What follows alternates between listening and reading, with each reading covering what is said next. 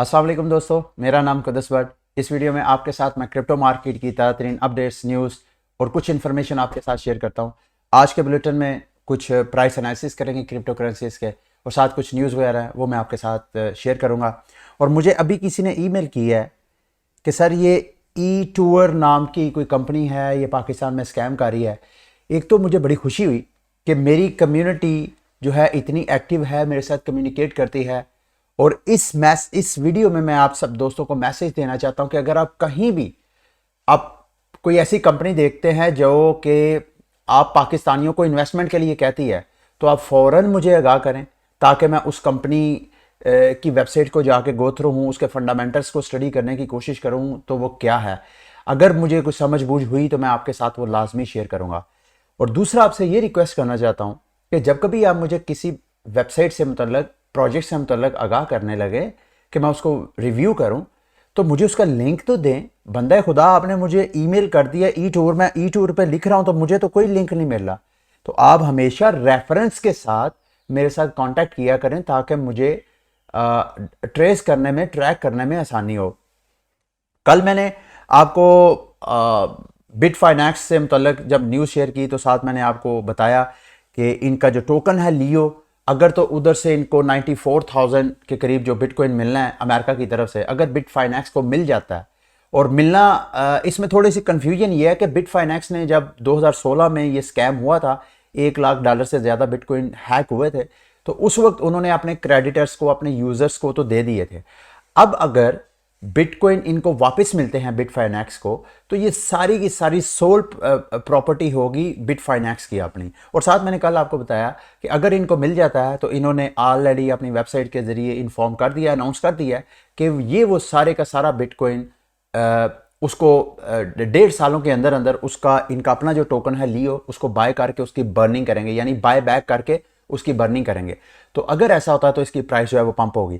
साथ मैंने कल आपको बताया था कि मेरा खुद इंटरेस्ट है कि क्यों ना इसमें भी थोड़ी सी इन्वेस्टमेंट कर दी जाए। मैं अपनी ज़ात की हद तक बात करना चाह रहा हूँ और ये मैं आपको बताता चलूँ। दोबारा आपने मेरी किसी भी इंफॉर्मेशन को, पिछली भी जितनी वीडियोज़ हैं, अभी भी जो वीडियो मैं बना रहा हूँ उसमें और आइंदा आने वाली वीडियोस में भी, किसी भी मेरी इंफॉर्मेशन को आपने फाइनेंशियल एडवाइस नहीं लेना। मेरा मकसद सिर्फ और सिर्फ आपको एजुकेट करना होता है। तो मैं खुद वेट कर रहा हूँ कि इसकी प्राइस जो है दोबारा डंप हो। अगर तो इसकी प्राइस आ जाती है नीचे $6 के नीचे नीचे, तो शायद मैं थोड़ी सी एंट्री लूँ। और कल मैं आपको बता रहा था कि मैं इसकी प्राइस के डंप होने का इंतज़ार करूँगा। तो देखें, इतफाक से जिस बंदे ने यहाँ से नीचे से बाय किया होगा $3 $4, अब वो सारी प्रॉफिट टेकिंग हो रही है। तो अभी कल से ये डेली का चार्ट है, देखें कल भी इसी तरह इसकी प्राइस डंप हुई और आज भी अभी तक इसकी प्राइस जो है वो डंप हो रही है। अब नीचे चूंकि इसकी कोई रेजिस्टेंस वगैरह नहीं है, कोई सपोर्ट नहीं बनी है, जो नेक्स्ट इमीडिएट सपोर्ट इसकी नज़र आ रही है वो ये तकरीबन $5.45 46 के करीब है। तो अगर आपने मतलब अगर मैं खुद बाय करना चाहूँ तो मैं इस प्राइस पे लियो जो है वो बाय कर सकता हूँ। लेकिन मेरा ख्याल है लियो बाय करने की शायद टेंशन ये है कि बिटफाइनेक्स पे अकाउंट बनाएं। मैं इसको चेक करूँगा कि OKX पे, बाइनांस वगैरह या दीगर जो एक्सचेंजेस हैं वहाँ पे ये टोकन लिस्टेड है या नहीं है। तो इसके अलावा अगर तो ये इथीरियम का टोकन है तो फिर इसको हम यूनिस्वाप के जरिए भी कर सकते हैं, या अगर किसी और ये ब्लॉकचेन का टोकन है तो उस ब्लॉकचेन का अपना कोई डेक्स होगा तो शायद इसको उस डेक्स के ऊपर भी हम बाय कर सकें।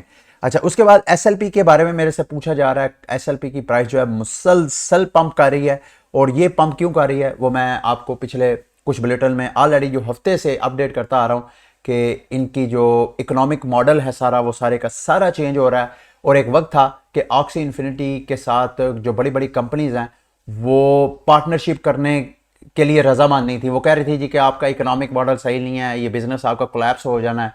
और बिल्कुल ऐसे ही हुआ। इसकी जो ऑक्सी इन्फिनिटी का बिजनेस मॉडल है आहिस्ता आहिस्ता क्रैश होता गया। उसकी वजह ये थी कि इन्होंने जो SLP की मिंटिंग, SLP की जो फार्मिंग, रोज जो उसकी सर्कुलेशन थी वो बहुत ज़्यादा थी।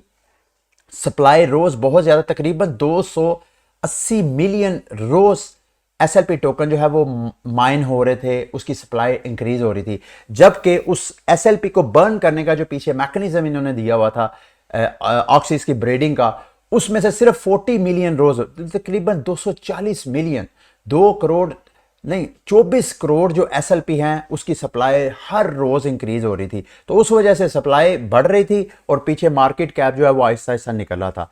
तो ये बिजनेस मॉडल कोलैप्स होना था। अब इन्होंने जो रीसेंट चेंजेस किए हैं उस वजह से कंपनीज भी जो है इनके साथ दोबारा कांटेक्ट में आ रही हैं और इन्वेस्टर का कॉन्फिडेंस बढ़ा है। यही वजह है कि पिछले एक हफ्ते में इसकी प्राइस ने तकरीबन 250 गुना पंप लिया है। अब मेरे से आप लोग सारे पूछ रहे हैं कि क्या ये 5 सेंट तक जाएगा या नहीं।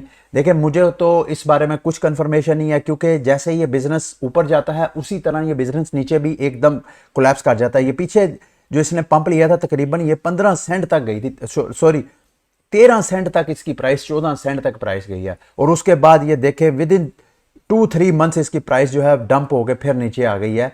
इस वक्त जब मैं वीडियो बना रहा हूं तकरीबन 3 सेंट के करीब ये ट्रेड हो रही है। तो 5 सेंट एक साइकोलॉजिकल रेजिस्टेंस आपको लाजमी नजर आ सकती है, क्योंकि हर दूसरा तीसरा बंदा जो है ऐसे फील हो रहा है कि वो 5 सेंट की प्राइस को टारगेट करके बैठा हुआ है। तो जैसे ही 5 सेंट के करीब प्राइस ने जाना है तो इसमें से अच्छा खासा सरमाया जो है फिर दोबारा निकलेगा। लेकिन प्राइसेस जो है, इसका मैकेनिज्म जो है वो डिमांड एंड सप्लाई पे होता है। अगर लोग जो हैं वो कैश आउट करवा रहे होते हैं तो जाहिर बात है कोई ना कोई नया बायर आ रहा होता है, तो ही लोगों से वो जो लोग बेच रहे होते हैं उनसे वो खरीदता है। तो बायर की क्वांटिटी ज़्यादा होगी तो ये 5 सेंट की रेजिस्टेंस को भी ब्रेक करेगा। मेरा मानना ये है कि ऑक्सी इन्फिनिटी की स्टेबिलिटी के लिए ज़रूरी है कि उसकी जो एसएलपी की प्राइस है वो कम से कम 5-6 सेंट से लेके वो 8-10 सेंट की रेंज में रहेगी, तो इसके ऊपर जो इन्वेस्टर है बिलीव करके इसके ऊपर चलेगा। मुमकिन है जैसे कि इन्होंने 60% जो सप्लाई है एसएलपी उस पर कट लगाया है, उससे एसएलपी की प्राइस जो है मैं आहिस्ता आहिस्ता बूम करती नजर आए, और साथ इनके ऊपर जो मजीद गेमिंग लॉन्च हो रही हैं वो भी इसकी प्राइस को पंप करे। और दूसरा, ये एक बड़ा हैरानकुन एक सिचुएशन है, इनका सीजन 20 लॉन्च हो गया। अब जब मैं वीडियो बना रहा हूँ इस वक्त इनकी गेम के ऊपर कोई बंदा भी एडवेंचर मोड प्ले करके अर्निंग नहीं कर सकता। इन्होंने जो डेली टास्क पे एसएलपी अर्निंग का सेटअप किया हुआ था वो भी खत्म कर दिया है। अब सिर्फ और सिर्फ जो अरीना मोड में गेम प्ले करेगा उसी को एसएलपी टोकन मिलेगा। लेकिन हैरानकुन तौर पे मैं देख रहा था कि इनकी मार्केट प्लेस पे लिस्टिंग होना तो ये चाहिए था कि जैसे ही एडवेंचर मोड से अर्निंग खत्म हुई, डेली टास्क से खत्म हुई, तो जो लो स्किल्ड प्लेयर थे उन्होंने पैनिक होकर सेल ऑफ करना था। तो मैं ये एक्सपेक्ट कर रहा था कि यहाँ पे मार्केट प्लेस पे ऑक्सीज की तादाद जो है तकरीबन 1 मिलियन तक चले जाएगी। लेकिन हुआ क्या, 6,30,000 थी लास्ट टाइम जब मैंने इसको वॉच किया, तो 6,30,000 से कम होकर 5,83,000 ऑक्सीज लिस्टिंग हुई है। इसका मतलब है कि लिस्टिंग कम हुई है, हालांकि मेरा एनालिसिस ये था कि लिस्टिंग ज्यादा होगी। इसके अलावा डैशबोर्ड पे जाएं तो नॉर्मली जो इधर ट्रेड हो रही थी लास्ट टाइम जब मैंने वॉच किया था 24 घंटों में तकरीबन 50,000 के करीब ऑक्सीज जो है वो सेल आउट हुई थी। लेकिन बिल्कुल हैरानकुन तौर पे जो मेरी सोच थी उससे बिल्कुल उल्ट, यहां पे ऑक्सीज भी ज्यादा, ऑक्सीज की जो खरीदो फरोख्त है वो भी ज्यादा हो रही है। 75,000 पिछले 24 घंटों में ऑक्सीज जो है वो बाय सेल हुई हैं। अच्छा, उसके बाद आप आते हैं न्यूज की तरफ। सबसे पहले ये मैं आपके साथ न्यूज शेयर करना चाहता हूं। ये एक्चुअली इथेरियम की ब्लॉकचेन, इथेरियम की लैंग्वेज है सोलिडिटी, और सोलिडिटी के पूरी दुनिया में जो डेवलपर हैं उनका एक सर्वे किया गया है। उसमें तकरीबन 500 पार्टिसिपेंट्स ऐसे हैं जिन्होंने इस सर्वे में हिस्सा लिया है। उस सर्वे का एक डाटा है वो मेरे सामने है। जो सबसे ज्यादा सोलिडिटी के डेवलपर्स हैं, जो इथेरियम के ऊपर मुख्तलिफ टोकन्स वगैरह लॉन्च करने वाले हैं। अगर आप नया टोकन लॉन्च होता है, कोई डीफाई है, वो गेमिंग प्रोजेक्ट है, या किसी भी किस्म के स्मार्ट कॉन्ट्रैक्ट बेस्ड जो टोकन लॉन्च होते हैं इथेरियम के ब्लॉकचेन के ऊपर, ये उसके डेवलपर हैं। सबसे ज्यादा डेवलपर कहां से हैं? अमेरिका से, दूसरे नंबर पे है पाकिस्तान पे। अब ये सारी लिस्ट है, इस लिस्ट में मेरा इंटरेस्ट किस चीज में है? पाकिस्तान से भी 5 ऐसे सोलिडिटी डेवलपर्स हैं जिन्होंने इस सर्वे में पार्टिसिपेट किया है। मुझे बड़ी खुशी हुई है। अगर आप में से कोई बंदा जो मेरी वीडियो वॉच कर रहा है, आपका कोई ऐसा जानने वाला है जो कि क्रिप्टो ब्लॉकचेन टेक्नोलॉजी की डेवलपमेंट करता है, तो मैं आपसे रिक्वेस्ट करूंगा कि मेरी इस वीडियो को खसूसन इतने हिस्से को उसके साथ शेयर करें। मैं इंटरेस्टेड हूं कि वो मेरे साथ कांटेक्ट करे, हम मिल के अपना, मैं बड़ी देर का एक मेरा प्लान है कि मैं अपना एक टोकन लॉन्च करूं, गेमिंग टोकन, जो सिर्फ पैसे के लिए ना हो बल्कि उसका रियल वर्ल्ड यूज हो। इस तरह का इकोनॉमिक मॉडल हो कि जो कि आने वाले वक्तों में कोलैप्स ना हो जाए। प्रॉफिट बेशक कम हो, प्रॉफिट का लालच ना मुझे है ना मैं जब लॉन्च करूंगा मैं अपने इन्वेस्टर को, जो इन्वेस्टर, बल्कि मैं ऐसा सेटअप करना चाहता हूं जिसमें जो इस तरह के प्रॉफिट टेकर्स हैं उनको प्लेंटी या पनिशमेंट का कोई सिस्टम डेवलप करूंगा। तो मैं ये रिक्वेस्ट करना चाहता हूं, अगर आप में से कोई बंदा भी है तो मेरे से कांटेक्ट करें। मेरे पास बहुत से आइडियाज़ हैं, मैं खुद प्रोजेक्ट्स लॉन्च करना चाहता हूं। तो आप कोई भी है, या स्क्रीन पे आपको ईमेल एड्रेस नज़र आ रहा है, इस ईमेल एड्रेस पे आप मेरे से कांटेक्ट कर सकते हैं कि आप डेवलपर हैं, तो फिर हम फर्दर उसको कंटिन्यू करेंगे गुफ्तगू को। ठीक है, अच्छा आगे जी बिग न्यूज़ दूसरी, अमेरिका की एक स्टेट है, जैसे हमारे यहाँ पंजाब, सिंध, बलोचिस्तान, इस तरह स्टेट्स हैं, इसी तरह अमेरिका की भी स्टेट्स हैं। तकरीबन 50 के करीब अमेरिका की स्टेट्स हैं जिनको मिलके एक फेडरेशन, उनकी जो है रियासत बनती है। हमारे यहाँ जो है वफाकी हुकूमत है, उनकी वफाकी। अच्छा, उसमें स्टेट्स को बहुत ज़्यादा ऑटोनॉमी है, हमारे यहाँ इतनी ज़्यादा ऑटोनॉमीज नहीं है स्टेट्स को। वहाँ के अब इलेक्शन जो हो रहे हैं, ये हॉफिन्स नाम के ये गवर्नर के कैंडिडेट हैं उस स्टेट के, टेक्सास गवर्नर के।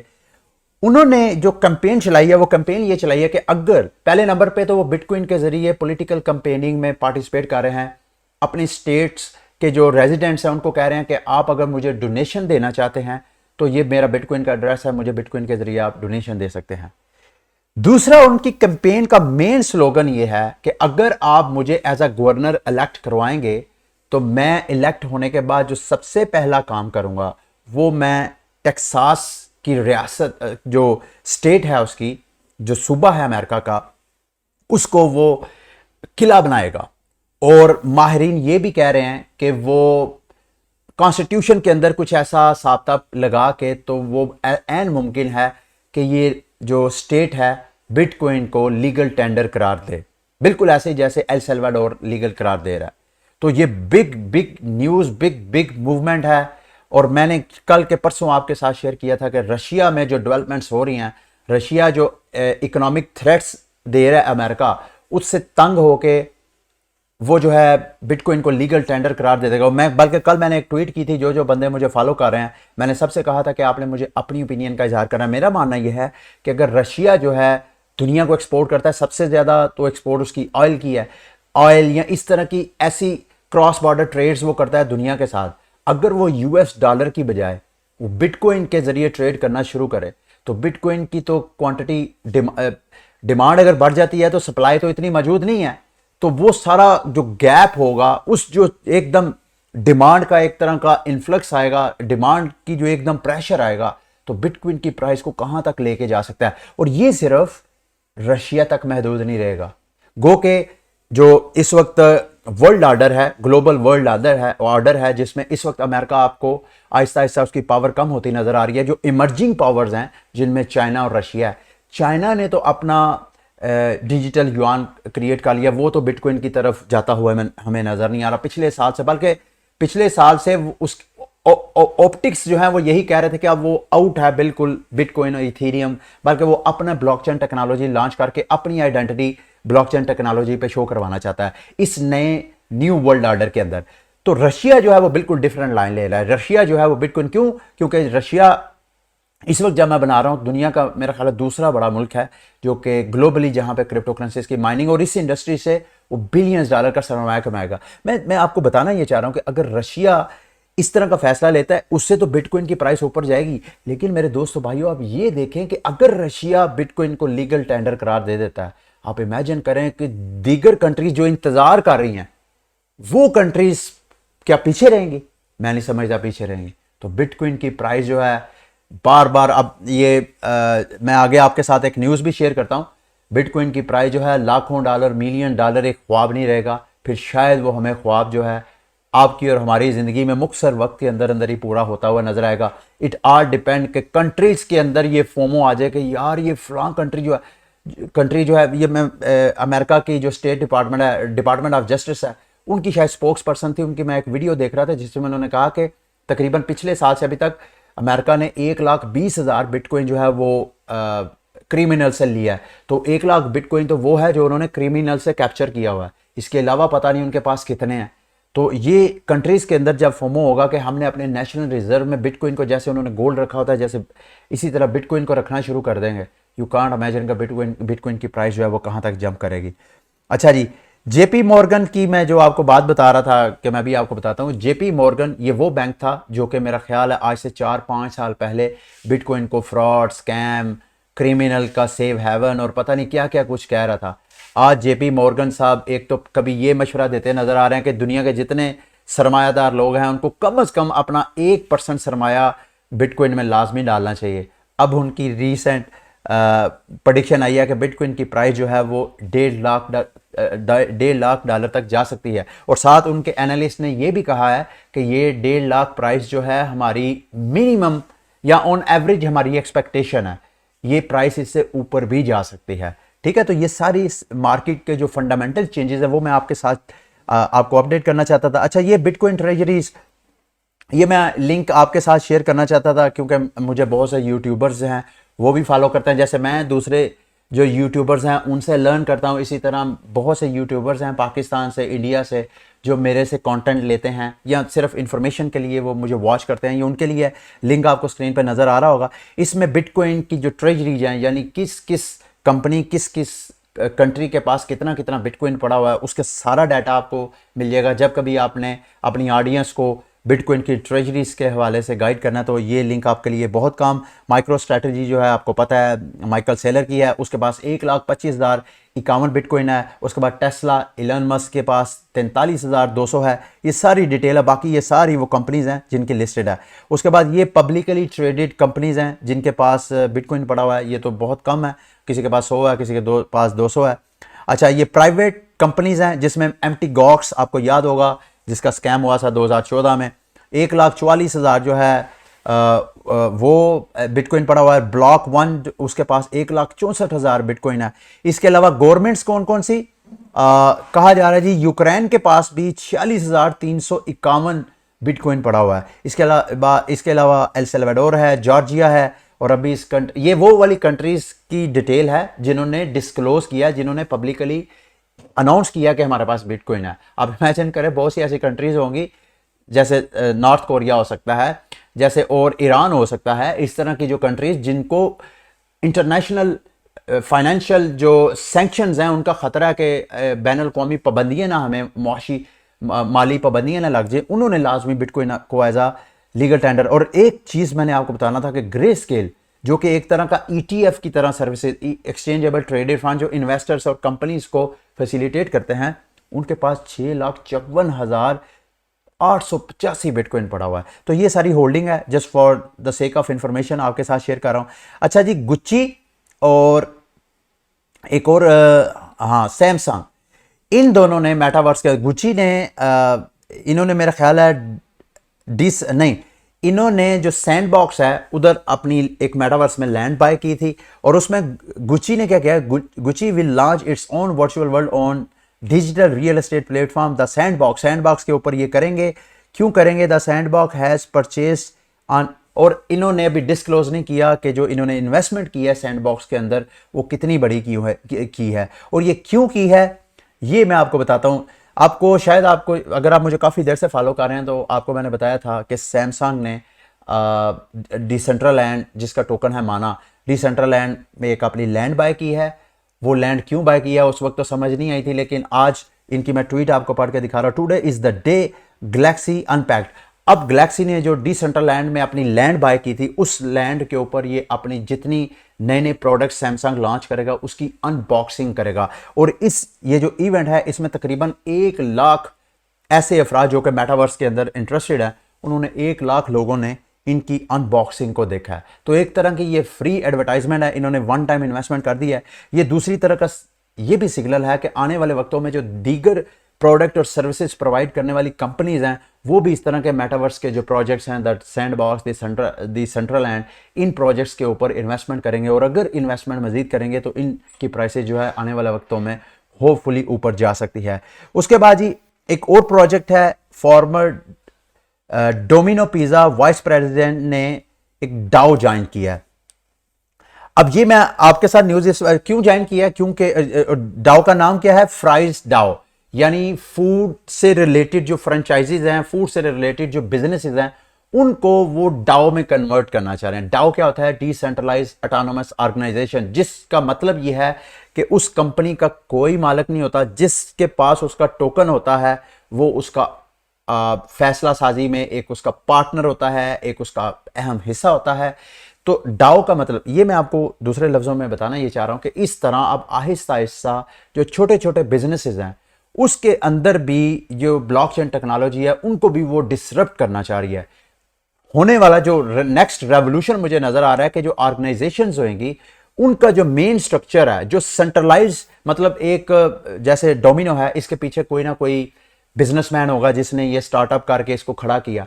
अब आने वाले वक्तों में हमें ऐसा नहीं नजर आएगा, हमें कंपनीज भी ऐसी नजर आएंगी, बेशक वो फूड सप्लाई है, बेशक कोई भी और इंडस्ट्री है, उस इंडस्ट्री के जो ऊपर बैठी चीजें हों वो सेंट्रल बॉडीज नहीं बल्कि वो डिसेंट्रलाइज हो जाएंगी। और उससे क्या होगा? उसमें ट्रांसपेरेंसी आएगी, उसकी गवर्नेंस, उसकी परफॉर्मेंस इंक्रीज होगी। क्योंकि जब कभी फैसला साजी जो है वो महदूद चंद अफराद और चंद दिमाग तक महदूद हो जाती है तो वो कंपनी जो है ऊपर भी जा सकती है और वो आहिस्ता आहिस्ता जो है वो डिक्लाइन भी कर सकती है। होता यह है कि जब बिजनेस को बंदा स्टार्ट करता है आहिस्ता आहिस्ता उसके विजन की वजह से ऊपर जाती है। आहिस्ता आहिस्ता जब उनकी नस्लें जो हैं, अगली नस्लें आती हैं तो उसी विजन के साथ अगर नहीं चलती हैं तो बिजनेसेस कोलैप कर जाते हैं। बहुत ऐसे बिजनेसेस हैं, सॉरी बहुत कम ऐसे बिजनेसेस हैं जो कि नस्ल दर नस्ल चलते आ रहे हैं। अगर रेशो की तादाद देखी जाए तो शायद कुछ परसेंट ऐसे होंगे जो कि सक्सेसफुल बिजनेसेस हैं जो कि जनरेशन बाई जनरेशन चल रहे हैं, और ज़्यादातर जो तादाद है वो लूजर्स की है। बिजनेसेस आहिस्ता आहिस्ता दम तोड़ जाते हैं। उसकी वजह यह है कि कुछ सिस्टम जो है डिसेंट्रलाइज नहीं है। अगर हम सारी कंपनीज को डिसेंट्रलाइज कर दें तो इनकी जो प्रोग्रेस है ओवर द टाइम वो इंक्रीज ही होनी चाहिए। ठीक है, ये था आज का बुलेटिन। उम्मीद करता हूँ कि आज का बुलेटिन भी आपके लिए इंफॉर्मेटिव रहा होगा। अगली वीडियो तक के लिए मुझे इजाज़त दें। अल्लाह हाफिज़।